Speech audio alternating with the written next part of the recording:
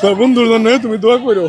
হ্যাঁ করবো। আমি ওইখানে ওপরে তোমাদের আমার সাক্ষাৎ হয়, তুমি তোর বন্ধুর জন্য দোয়া করো। আমি ওইখানে ছিলাম, পুরো প্লেনটা আমার সামনেই হচ্ছে ক্র্যাশ হয়েছিল। তোমরা সবাই, সব বন্ধুরা, ক্লাস 8-এর তানভীরের বন্ধু বান্ধব যারা ছিল, সবাই আমার বাসায় যাবা। তোমরা সবাই আমার সন্তান, তোমরা সবাই আমার সন্তান। তোমরা বন্ধুকে আর তোমরা কোনো দিন পাবে না।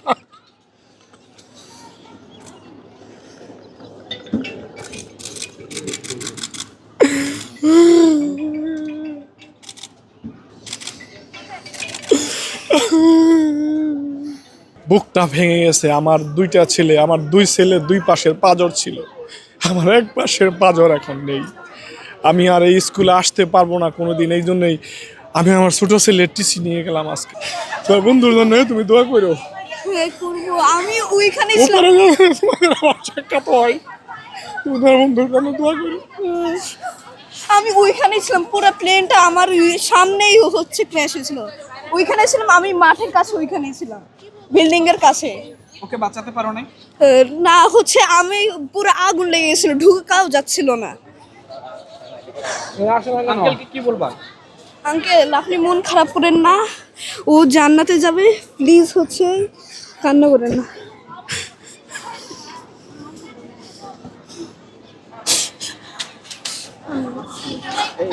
সবাই আমার বাসায় যাবা।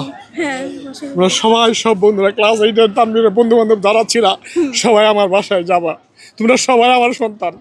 দৃঢ় বন্ধনের আস্থায় শক্তিশালী স্টিলের আরেকটি নাম জেডএসআরএম। তোমরা সবাই আমার সন্তান। তোমরা বন্ধুকে আর তোমরা কোনো দিন পাবে না।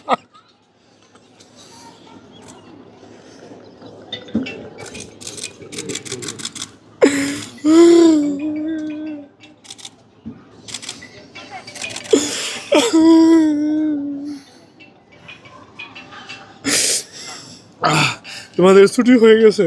হ্যাঁ ছুটি হয়ে গেছে। তোমাদের সাথে এখন আমার তানভীর বাসায় যাইতো। বাসের মধ্যে স্টুডেন্ট নিচ্ছিল না। আমার বুকটা ভেঙে গেছে। আমার দুইটা ছেলে, আমার দুই ছেলে দুই পাশের পাঁজর ছিল, আমার এক পাশের পাঁজর এখন নেই। আমি আর এই স্কুলে আসতে পারবো না কোনোদিন। এই জন্যই আমি আমার ছোট ছেলের টিসি নিয়ে গেলাম আজকে। আমি এই ছেলে, স্কুল ছিল আমার ছেলের প্রাণ। কোনোদিন আমার ছেলে ক্লাস মিস দিত না। এই স্কুলই যে আমার ছেলে শেষ নিঃশ্বাস ত্যাগ করবে আমি কোনোদিন ভাবিনি। আসলে আমি আমার অনুভূতি আপনাদের বুঝাইতে পারবো না। এটা আর আসলে কোনোভাবেই পূরণ হওয়ার নয়, এটা কোনো দিন পূরণ হবে না। 14টা বছর আমি আমার ছেলেকে তিল তিল করে বড় করেছি। আমার এই ক্ষতি আর কোনো দিন জীবনেও পূরণ হবে না। সমস্ত পৃথিবীর বিনিময়ে আমি কি আমার তানভীরকে ফিরে পাবো না। এই জন্যে আমরা এদের সুষ্ঠু তদন্ত এবং বিচার চাইতেছি। আমার ছেলের মতো আর কোনো ছেলে জানি এভাবে অকালে প্রাণ না হারায়। পৃথিবীর সব থেকে ভারী বস্তু বাবার সাথে কাঁধে সন্তানের লাশ, আমি সেই পৃথিবীর ভারী বস্তু কাঁধে করে নিয়েছি। আমাদের সকাল শুরু হইতো দুই ছেলেকে নিয়ে, দুই টেবিলের দুই পাশে আমার ছেলেদের নাস্তার আড্ডা নিয়ে শুরু হইতো, এবং ডিনার শেষ হইতো আড্ডার শেষ দিন। এখন আর আমার বাসায় সেটা মরুভূমি হয়ে গেছে। তানভীর যেই টেবিলে, ডাইনিং টেবিলে যে চেয়ারে বসতো, আমি খাইতে বসলে ওই চেয়ারের দিকে তাকাইলে আমি আর আমার গলা দিয়ে খাবার নামে না। এবং ও যেখানে ওর রুমের ভিতরে যে পড়তো, আমি ওই রুমের ভিতরে যেতে পারি না। আমি এই জন্য ছেলের টিসি নিয়েছি, এবং আমি যেখানে ভর্তি করবো আমি বাসাটা ওখানে ট্রান্সফার করে দেবো। 14টা বছর ওই বাসায়, আমি এক বাসায়। আমি এই স্মৃতিগুলো কোনোভাবেই ধরে রাখতে পারি না। আমার শুধু কাদায়, মন কাদা। আমি এই জন্য এলাকা ছেড়ে চলে যাব, আমি এলাকায় থাকবো না। এখানে মাইলস্টোনের কাছাকাছি ছিল, আমি এখানে বিজনেস ছিল, এবং মাইলস্টোনে অনেক সুনাম ওনারা প্রচার করেছে শুনেছি, কিন্তু এত অনিয়ম দুর্নীতি এগুলো আমি আগে জানতাম না। তানভীর এখান থেকে জীবিত উদ্ধার হয়েছে, বার্নিনিটে নেওয়ার আগে রাস্তায় মারা গেছে সে। আসলে ও যেদিন আমার সাথে আসছিল, আমি দুই ছেলেকে একসাথে নিয়ে প্রতিদিন আমি বের হই। ও হচ্ছে টিফিন ব্রেকের জন্য ওর আম্মু আগের দিন কেক বানিয়ে দিয়েছিল, সে কেক নিয়ে আসছিল। এবং টিফিনের পরে যে কোচিং হয়, কোচিংয়ের ফাঁকে ও ক্যান্টিন থেকে ওই আরেকটা খাবার নিত।